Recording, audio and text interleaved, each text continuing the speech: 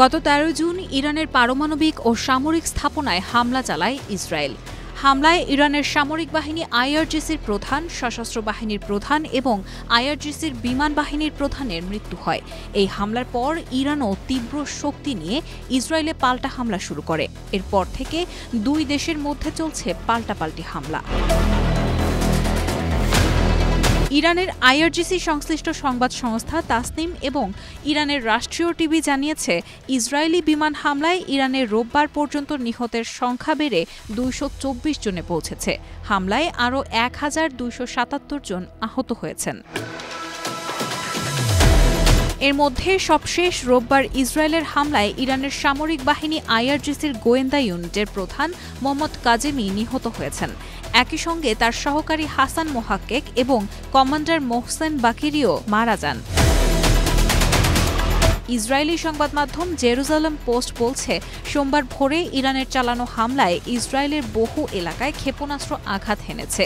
ফলে দেশজুড়ে সাইরেন বাজতে শুরু করে। ইসরায়েলের কেন্দ্রীয় অংশে বিস্ফোরণের শব্দও শোনা গেছে। এই হামলায় ৫ জন নিহত হয়েছেন এবং প্রায় ১০০ জন আহত হয়েছেন।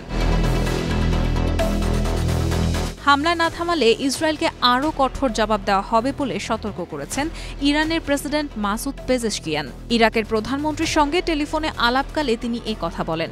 ইসরায়েল হামলা অব্যাহত রাখলে মধ্যপ্রাচ্যের অন্যান্য দেশগুলোর নিরাপত্তাও ঝুঁকির মুখে পড়তে পারে বলে মন্তব্য করেন তিনি। এদিকে ইরানের হামলা ঠেকাতে বিশ্বের বিভিন্ন দেশের কাছে সহায়তা চেয়েছে ইসরায়েল। ইসরায়েলের সব বিমানবন্দর ও আকাশসীমা পুরোপুরি বন্ধ করে দেওয়া হয়েছে। ১৫ জুন রোববার রাতে এমনটি জানিয়েছে দেশটির বেসামরিক বিমান চলাচল কর্তৃপক্ষ। এছাড়াও বিশ্বের বিভিন্ন দেশে দূতাবাস ও কূটনৈতিক মিশন সাময়িকভাবে বন্ধ করে দিয়েছে ইসরায়েল।